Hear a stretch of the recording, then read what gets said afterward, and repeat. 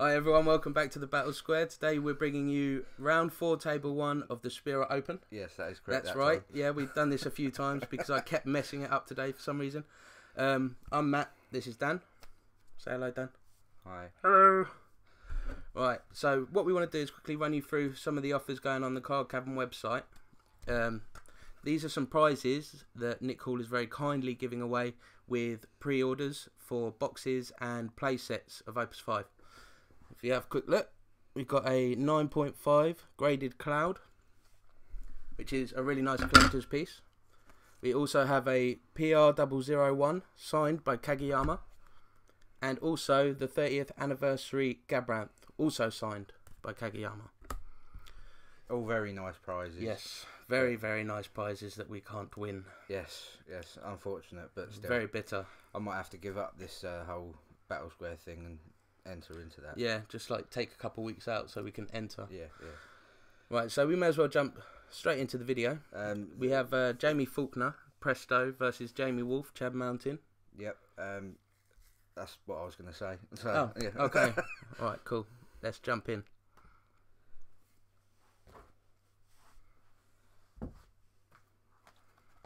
Okay, so there's a little bit at the beginning of here where they just take their time. Obviously, you're going to see the roll, see who goes first. Jamie won the roll, so he's deciding, obviously.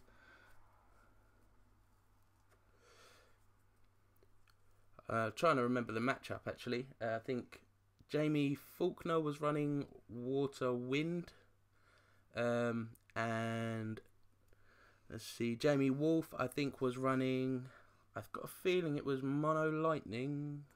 I ain't got a clue. I haven't watched it. I should know because you recorded it. I recorded it. Aren't you supposed to be giving up smoking? Yes, and I am trying. It's not that easy, funnily enough. No, it's not.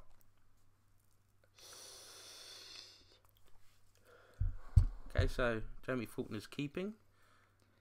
He's going first as well, so it's drawing into his 6th card.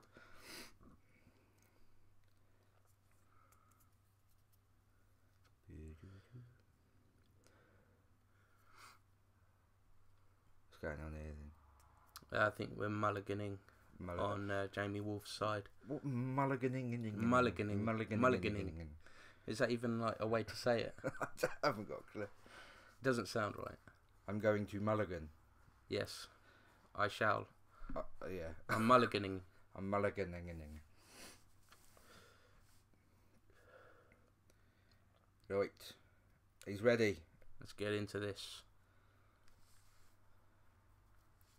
Maybe. Alright, we'll wait and see what Jamie does.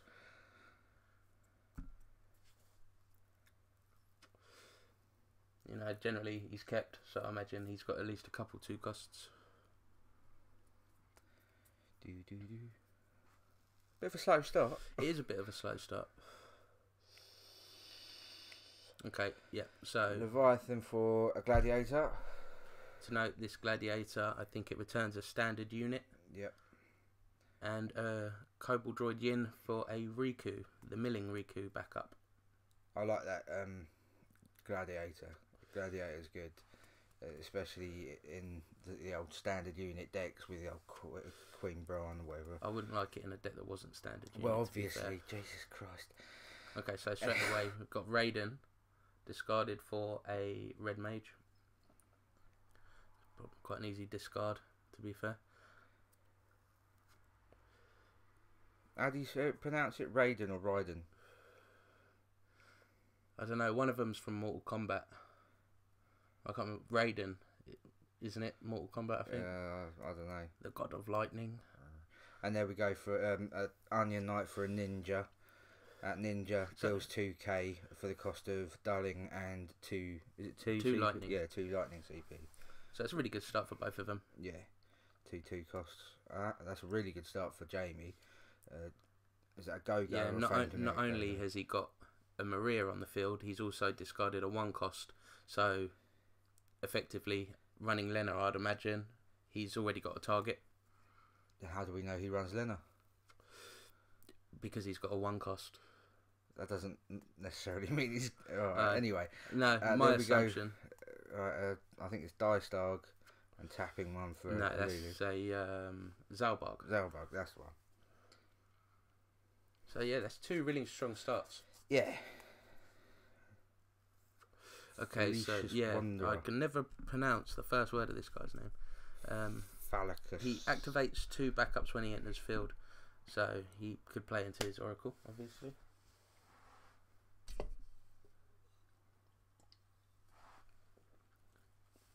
Oracle is just such a strong card in Wind, just activating all characters for the cost of 2 and breaking himself.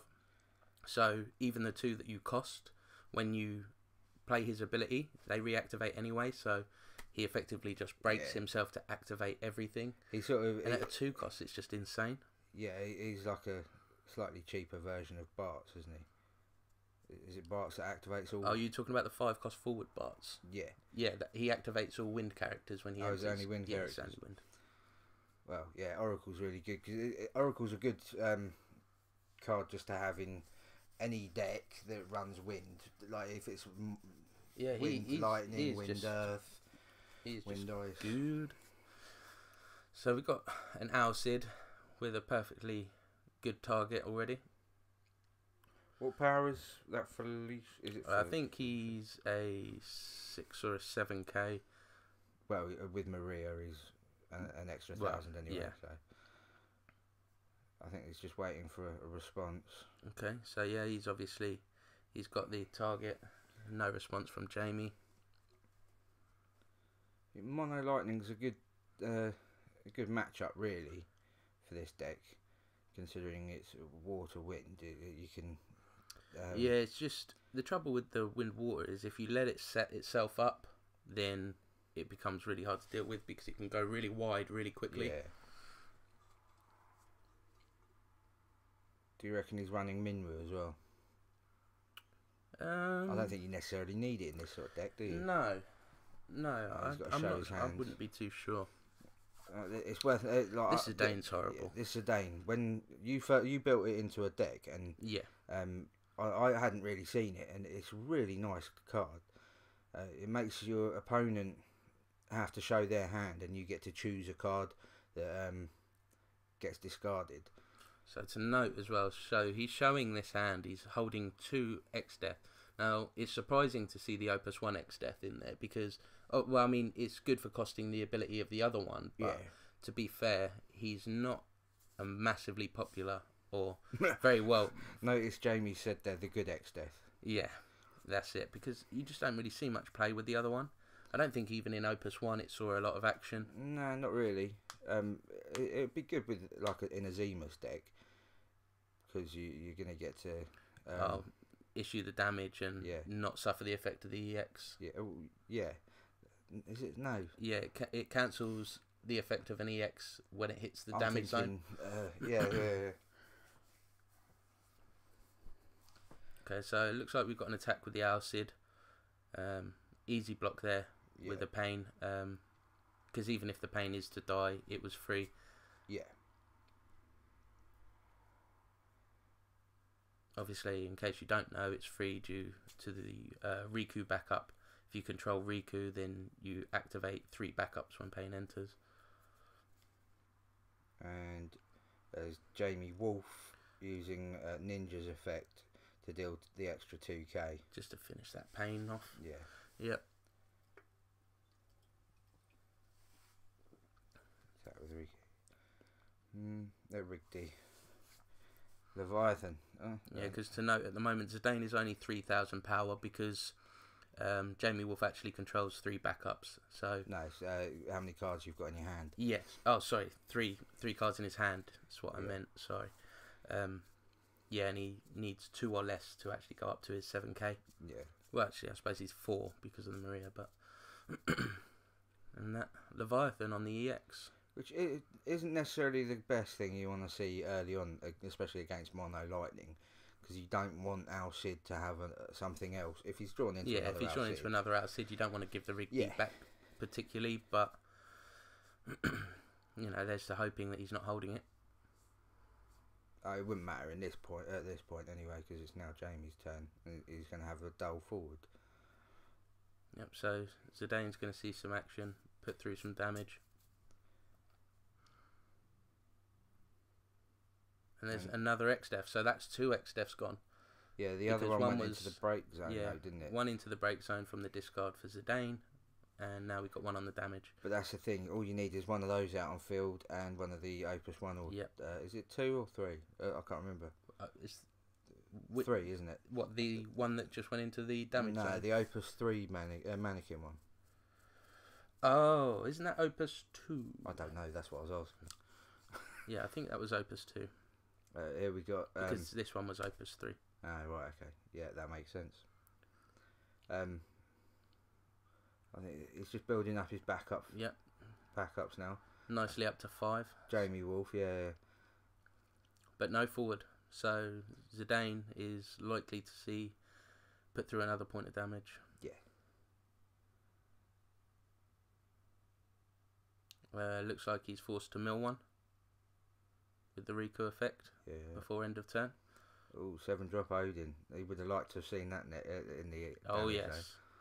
Yeah, I'm sure Jamie was very happy with that discard. Yeah. That mill, sorry. Okay, Jamie so going for the second point of damage, I think. Yeah, and that is a Sage, so it wouldn't have been much use to Jamie Wolf at this point. Well, especially with 5 backup. Yeah. But, yeah. That's what I'm surprised he's gone all out with. It looks like a 1-drop Evoker, doesn't it? Yeah, he tapped the 1 to put out the... He tapped Lulu to play the Evoker, and then tap 2 for the other ninja. There's Jamie Faulkner going for the old Len Yuna. Yep. Not Len Yuna. Lena. Lena into the knight, so obviously he must have had the knight in hand and just paid 3 to put them both on the board, which is... It's just mad that you can build that presence by tapping 3 backups. I love that play as well. Knight is just such a good card. And in this situation, obviously with Maria being one of the 5 backups, just makes Knight so strong. Yeah, it's like in a mono water deck, using that combo, you're going to have Whacker, so chances are you're going to have that on field.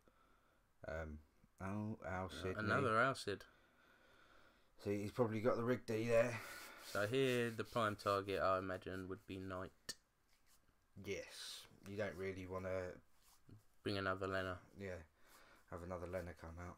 Or another Zidane, for that matter. Although it's not active. But waiting for response. That's Onion Knight this time. Okay.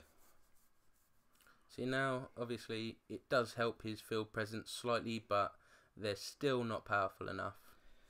No, he hasn't got... against the Lena. He has got Lulu, so he obviously, the Lena's bumped by the Maria anyway. Yeah. But then I would imagine, in this deck, you're more than likely going to be running Cyclops. See, he's got Gladiator there, so he can bring back the Knight. And I wouldn't be surprised it being a wind water deck if he's got Arc there, which would boost it up by another 2,000, another 1,000 because of Maria. So if he's got the Arc in hand, that would be quite a good little play, I think.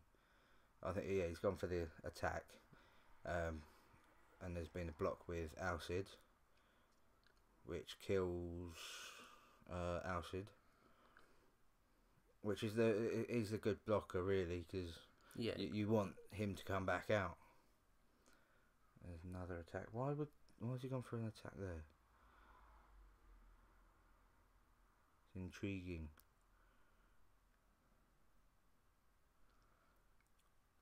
He's going to have some sort of play, hasn't he? Yeah, I mean, I imagine it's a Tertullian. Yeah. And if not, maybe, just... bluffing an attack. No, there you go. Yeah, because another good thing with that Zidane, you could bluff an attack, threatening with maybe a response or a stack, and then if you've got one in hand, to play another one out to force a discard again, and have a active forward is, maybe not doing it that way around, but it's never a bad thing to put that Zidane out. The Tertullian's really good card. Like with Opus 2, I think it was. That is Opus 2. Yeah, because I mean the 1,000 power reduction is for every dull character. Yeah. So at that point, 4 dull backups, and and because he's attacking, so it's the perfect card for response. Yeah. Okay, so we're playing into the Warrior of Light. I think that was an Opus. Was it 3? 3? 2 or 3? Oh, sorry. And to note with the bump with Maria, obviously it's sitting at 9k, which means it needs to take 11k damage to actually be broken. Which is like really good. Yeah. Well, I mean, even as an ousted target, if it's reducing by 2k every time, it's just it's still a headache. Even better if you've got Minwoo there. Oh yeah. Yeah, that would be insane with Minwoo in that spot.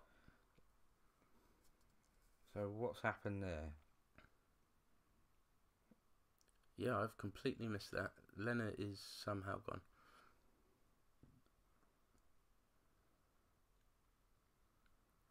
gone. Maybe it was a discard and tap of Ninja to deal the extra 2k.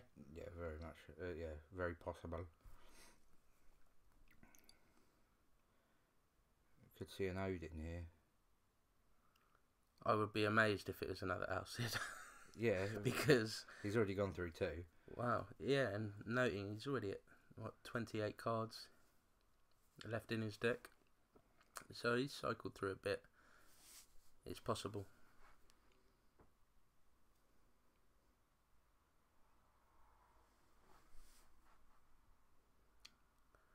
Well, I don't know what's going. Okay, 6. Yeah, so we've got an Adia. Yeah. Perfect way to resolve that Warrior of Light. Yeah, just outright break it. And it's more powerful than the Zidane, so you got a blocker, and really, you want her as a blocker because you want to get her out again, don't you? Yeah, it doesn't feel bad to keep playing into a Dia like that. Always removing something. It's expensive, but it gets rid of pesky cards like Warrior of Light. Yeah. Very effective play. So let's see how Jamie deals with that. See what he's holding now. I'd imagine he's got something. He's always got something up his sleeve. And I didn't mean that in the sense that he's hiding cards up his sleeve. Because it's a computer game. Anyway. Yeah, you can't do that. Right, so he plays into the Barts, which allows him to activate his backups. Yeah. And play into the Ranger. Yeah. Why has he got... Oh, it's only win characters. Yes. So that's why he could play that, yeah. Oh, I like that Ranger. That Ranger's really good. It stops... that you can't be chosen by abilities. That Ranger can't be chosen by abilities. Your opponent's abilities. And also, I think, remembering playing against Jamie at one point, he was running this deck. He does actually have the 4-cost Warrior of Light from Opus 1. Yeah, right. So it actually buffs 2,000 and first strike. Yeah, which in this scenario it buffs Ranger, and which would put Ranger to 10,000 power. Yeah, with first strike and untargetable. Yeah, and if you've got the arc there as well, it goes up even more to 11,000. Yes, so really insane card in the right deck. And you can play more than one of them. You can have up to 3 of them on field. So it looks like we're seeing a party attack here now with Ranger and Zidane. Probably wants to remove that Gilgamesh, ideally. No, he's partly attacked with Ranger and Zidane. So there was one attack with Barts that went through, and then party attack with Ranger and Zidane. Blocked and killed the Zidane, which, meh, yeah, it's alright. Because, I mean, I could imagine that, I mean, you kind of want to hope that someone's going to block the Gilgamesh, because he can be a bit of an issue for this deck in the fact that he can't be returned to his hand. Yeah. Especially with things like Leviathan. And yeah. It is annoying. But then he's just brought out the Lena Knight combo, which, yeah, that Isn't that the Gilgamesh that can be bumped up by 1,000? Yeah, so lightning? You pay 2 lightning, you bump him by an extra 1,000. So that's a really good card. It can catch a lot of people off guard. Yeah. Especially mono lightning, you're going to be able to pay for it. Especially when your hand is stacked like that, because you can just ditch card backups, after card. Yeah. So you can do it at 2,000 just on your backups. Right, so we're seeing an attack with the Gilgamesh, which is surprising considering it's his only forward, and he's got quite I don't know how many points of damage, but he's already got a few points of damage. Okay, so Jamie took the point, and Elena went into the break zone, damage zone. Damage zone, that's the one. And there we got an X death being played. Yeah, so the Opus 3 X death. Now this one is the X death with the ability Grand Cross. So Grand Cross literally removes all characters from the field and break zone, which is just absolutely disgusting. Yeah, he becomes the only character left in the game. Yeah. Until you can get anything else out. The thing is, you don't really see a lot of it, do you? No, I mean, it can be very costly to play that ability, and it can also put you at a disadvantage if you play it at the wrong time. Yeah. I think it's Bart's Jamie Faulkner has attacked, and obviously that would have been a I can't think of the word. My mind's gone blank. I have no idea what you were thinking. If Jamie Wolf had blocked, they would have traded. That's the one. They would have traded. So yeah, it's worth taking that point of damage, and with that point of damage, he got a Cyclops, which that's going to stop Jamie attacking anymore, unless he goes for a party attack in fear of that Grand Cross. Because we know from earlier on that Jamie Wolf is holding an Opus 1 X Death in hand. Unless he's discarded it by now. No, he's not discarded it as of yet. It's definitely still in his hand. Would you? I don't know if I'd worry about Grand Cross so much. If I'm running Wind Water, I'm going to be able to build up my field quite quickly. But you have to bear in mind it's going to remove your backups. Yeah, but he's got a full hand. Yeah, he has a stacked hand. And he's got to play something, so this would be the perfect opportunity for Grand Cross to be played. But it would be very costly. Jamie Faulkner's got a stacked hand. So if he empties his hand, Jamie Faulkner, you mean? It'd be a perfect opportunity for Jamie Wolf to play the ability. Do you think? Because no, not Jamie Wolf. I'm getting confused because there's two Jamies. I'm getting confused. It'd be perfect for Jamie Faulkner because he's got a full hand. That's what I thought you meant. Yeah. Whereas for Jamie Wolf, obviously, he can't use it anyway because it's only just come out into play. It doesn't require a doll, doesn't it? No, it's a special, and I think it's special and 5, or is it special and 6? More than that. It's special and I'm sure we will see. We will. I'm sure if it happens. I mean, you don't play that card onto the field with the special in your hand if you don't intend to use it at some point. I wouldn't imagine, and that field presence can't be feeling good for Jamie Wolf. No. They're having a little chat about something. Yeah, I think what happened here was there was some damage issued, and I think maybe a card went into the wrong zone. Right, okay. But that's what it was, I'm pretty sure. Right, he's attacking with Knight, and Knight is on... Let's see. 3, 4, 5, 6, 7, 8, 9. 9,000, which wouldn't be a trade. Unless he's holding Tertullian. True. And he's got to do something anyway, because he's got 6 cards in hand. Oh yeah, valid point. The Cyclops had already reduced the forwards by 3k. Yes.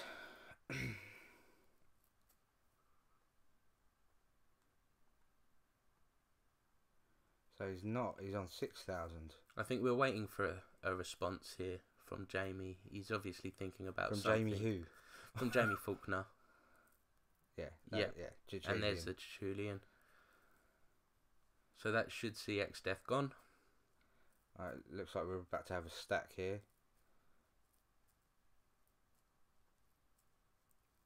Yeah, he's playing Grand Cross. There we go. Wow. Wow. Empty hand.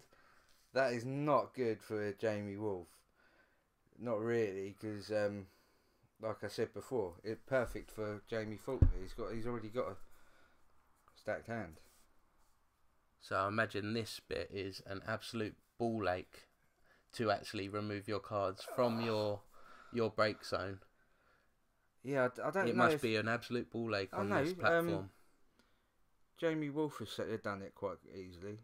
He's just put them all straight over there.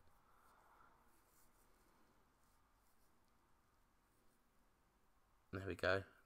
Right, okay. Surely he should just be able to move them straight over there. Wow. That's a big play from Jamie Wolf. I've never seen that special be played either. I think I saw it at X-Burst. I think... I know somebody used it Joshua Freeman Birch, I think he was running that X-Death at X-Burst. Right, okay. I'm pretty sure. From what I remember, I think I saw it there.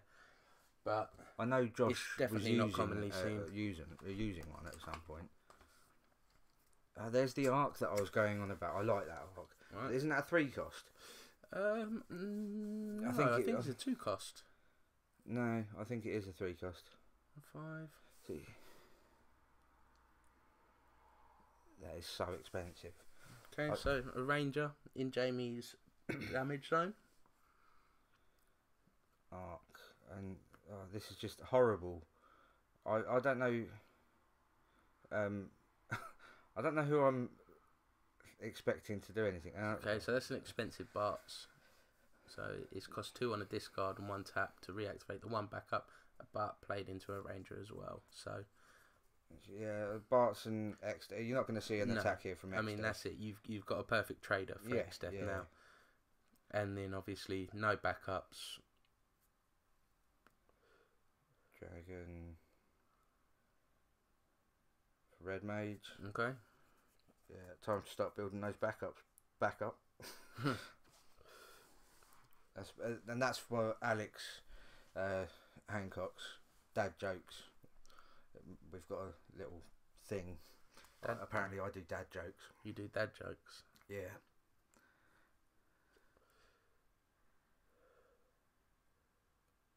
Okay, so we've got the attack with the Barts.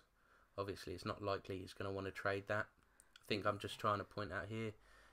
I think Jamie's at 3 points of damage, and now Jamie Wolf is at 4 or 5 points of damage. I think it was. Well, I don't know whether I would attack personally. But mind you, you've got the other forward, so yeah. You can just imagine building a field up again and seeing like Grand Cross go off again or something horrible. I would be trying to trade for that X-Death all day. Yeah, the likelihood of him being able to cost it. Oh, that's a perfect play. Yeah. Cobalt Droid in. So you're going to see an unblockable forward every turn from now on, unless he can be resolved. Which the likelihood is pretty slim, if I'm honest. At this point in the game, it's going to be difficult. Yeah, is that an attack? Yeah. Yeah. Oh, I mean, I don't know. It depends on what he's got in his hand. Yeah, isn't it? It does. It does. And that puts Jamie Faulkner at another point of damage. You would have to be so confident at that point in the game to attack, I think, personally. So let's see what happens. Gilgamesh. Okay. I don't know whether that's necessarily... I mean, it's still not being blocked by the Cobalt Droid. No. I don't think I would have attacked, if I'm honest. You want to block you want to be able to defend against the Barts. He's going to get to the point where he has to block. I mean, it's good to bear in mind that Gilgamesh can bump itself by 1 to block the Barts at this point. Yeah. Still.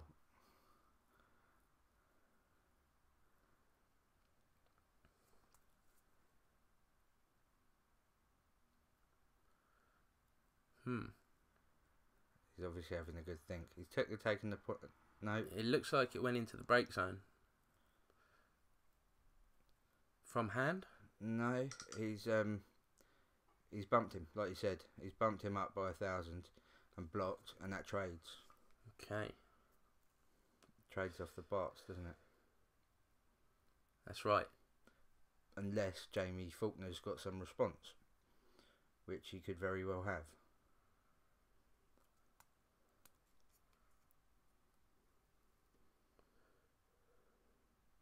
No, he's decided to. It looks like it's just a straight trade. Ranger's going to be able to put through. That's another 2 points of damage there. So this is why I wouldn't have attacked. See now. Well, actually, was that? Yeah, that looks like point for game. Really? I think so. Oh wow. I think so. Yep, that was it. That was point for game. Interesting. Interesting game. So yeah, the Grand Cross really didn't come off in Jamie Wolf's favour. I think it was kind of that point in the game where he must have felt like he needed to do something drastic to try and revert the field state. I don't know. I think he possibly would have stood more of a chance by not using Grand Cross. I mean, I'm inclined to agree, or maybe wait until the next turn when he could have used backups to cost the ability. Yeah, to be honest, ditching your hand to use Grand Cross, you're gonna have to ditch some of your hand anyway. It's going to put you at a disadvantage. Yeah, hugely, especially against the wind water. But like I say, it may have just been a clutch at that point in the game, hoping that Jamie didn't draw into the forwards so that he could keep attacking. Yeah, that's very possible, and in some circumstances that's going to happen. Your opponent isn't going to draw into that many forwards, but I don't know. I don't necessarily disagree with Grand Cross, but at that point in the game, I just didn't see it. But it was what it was. It was an interesting game. I think it was the Grand Cross that's kind of changed the game into Jamie Faulkner's sort of advantage. Yeah, I would say so. It put it into his hands a bit more, but nonetheless, it was still interesting to watch.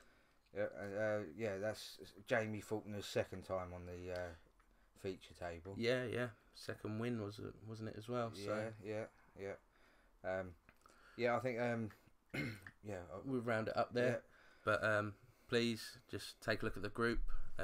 Give us a like. Check us out on YouTube. Please subscribe to the channel. Any comments? If we miss anything, we're happy to take criticism. Well, Matt is. I'm not. I cry. Yeah, I take it all. It's fine. No. Also, don't forget to get over to the Card Cavern. The website's cardcavern.co.uk to get over there and take advantage of the Spira Open. The promotion that's running at the moment. 15% discount on all singles using the code Spira, and also to win the prizes. Yeah, get those pre-orders in. Cheers. Thank you. Cheers, guys.